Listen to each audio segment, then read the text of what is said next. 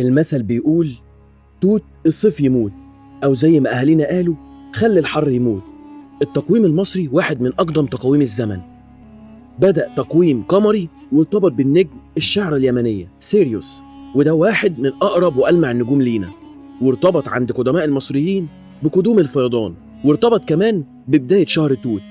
وقسموا السنة ل 13 شهر: توت وبابا وهاتور وكياك وطوبة وأمشير وبرمهات وبرمودا وبشمس وبقونة وأبيب ومصرة وأيام النسيء.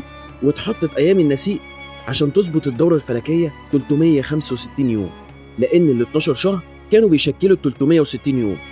والعلماء بترجح إن التقويم ده بيرجع لسنة 3346 قبل الميلاد أو 4328 قبل الميلاد.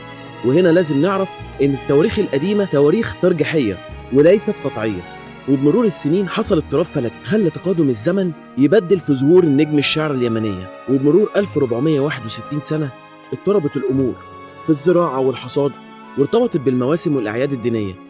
فقام الملك بطليموس الثالث بإصدار مرسوم لإصلاح التقويم المصري بإضافة يوم سادس لأيام النسيء عشان يكبسوا السنة ل 366 يوم. وده فضل عمل اضطرابات في العصر الروماني وإصلاحاته، ودي قصة تانية. استنوا الفيديو الجاي عشان أكلمكم فيه عن أسماء الشهور القبطية.